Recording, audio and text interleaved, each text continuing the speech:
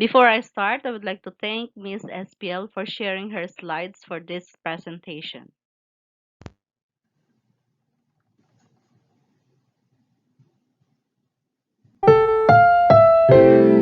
Ang susunod na programa ay rated PG. Ito ay nangangailangan ng patnubay at gabay ng magulang para sa mga batang manonood. Good day! Ako po si Alvilyn Gonzales and I am here to present Making the Parents Our Learning Partners in Remote Teaching and Learning Approach. Because of the COVID-19 pandemic phenomenon, we were pushed to accept and adapt the new normal by doing the remote teaching and learning approach. So what should we do? We need to strengthen back to school campaign.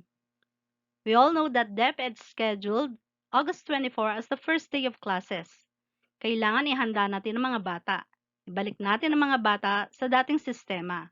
Ito ang mag-aral muli.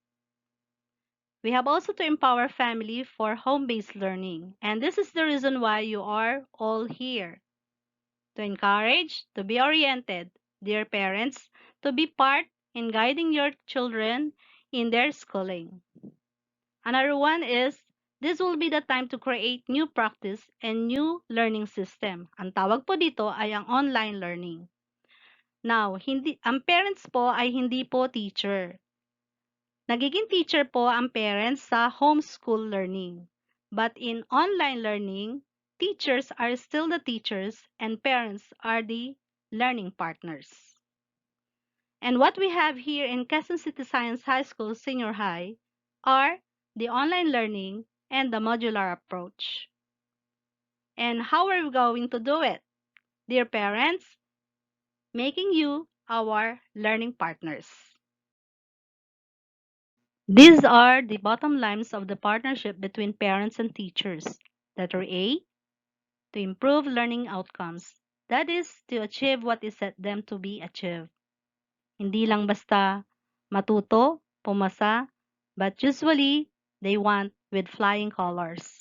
Letter B, to increase engagement on these types of learning which were discussed by Ms. Verdadero a while ago. Letter C, to increase awareness that this is the new normal, that learners should stay at home and study at home independently. Letter D, to increase all-around efficiency, which is the main fruit of the partnership between parents and teachers. And of course, the last one, to foster love for learning. Regardless if it is in school or at home, we would like to inculcate the learners the importance of love for education. Let me discuss now the goals to achieve. Number one is setting the stage. If it is in the school, we have a classroom and there's a teacher. If it is in the house, we have home learning environment and there's a learning partner. So right now, what we have is to set home learning environment. And these are the requirements. Number one is the physical space. So there should be a conducive space for learning. So it should be quiet, well ventilated, and well lighted area. So pwede pa kayong gumamit ng lamp or natural light. Kailangan rin po, it should not be near the bedroom, nor on the bedroom, nor near the television, and it should be away from the gadgets. Another one is they can be easily supervised by their parents. And their parents, learning partners, should provide tables, chairs, learning materials, and other learning paraphernalia. Now, take note that, dear parents, kayo po ang kukuha ng learning paraphernalia sa school. Another one is in social interaction. So right now, what we have is the virtual interaction, and this can be done by means of laptop, personal computer, tablet, cell phone, learning modules, and even learning answer sheets. Another goal is developing a routine. This will be the output of the agreement between parents and the learner. Alam naman po natin Now, almost 3 months na nagbakasyon ng mga bata, and surely, iba ang kanilang routine na ginagawa ng bakasyon compared sa routine meron tayo ngayon sa screen. Kailangan pag-usapan ninyo mabuti kung anong oras at ilang oras ang kanilang gugugulin sa pag-aaral at gayon din sa mga iba pang activities sa loob ng bahay. Another one is making the schedule work. It will be the responsibility of the learning partner to monitor whether the schedule will work or not. Now, this schedule is the output of the child and the learning partner. Therefore, kailangan po involved ng bata sa paggawa ng schedule. Remember that meron po silang schedule given by their teacher. So, alam po nila kung ilang minuto ang dapat gugulin kada isang subject. The next one is, kailangan po, hindi po dapat sila inistorbo during the study period. And if there are some errands, kailangan po isama rin po sa schedule yan kung saan nila pwedeng utusan ng bata o dapat may gagawin ng batang iba pa maliban sa pag-aaral. Remember that during the study period, kailangan po ang bata ay present. Another goal is helping learners to set goals, such as they have list things to do. Next is make sure that the learners have balanced activities, such as aside from studying, they have household chores, family interactions, physical activities, and some recreational activities. The next one is know when to push or pull. Parents know their child's weaknesses and strengths. They can monitor the child's activities on when to make them slow down or when they will encourage them.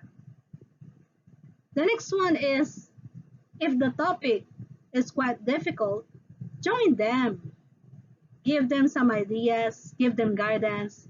If the parents really do not know what to do or how it will be done, then you give some tips. Encourage them to ask questions from their subject teachers. Encourage them to ask help from their classmates. Even search Mr. Google or the e-library and others. And of course, the last one, to achieve target goals, give them some rewards to motivate them to study more. But then, not always. Next goal is teaching life skills.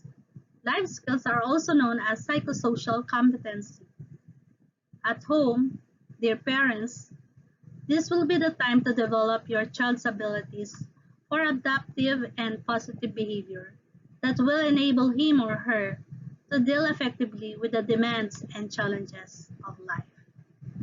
Examples that can be done are letting the kids pursue their interests.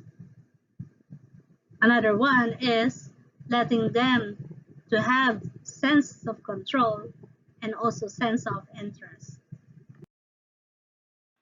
Aside from teaching psychosocial competency, another one is prioritizing character and self-awareness development.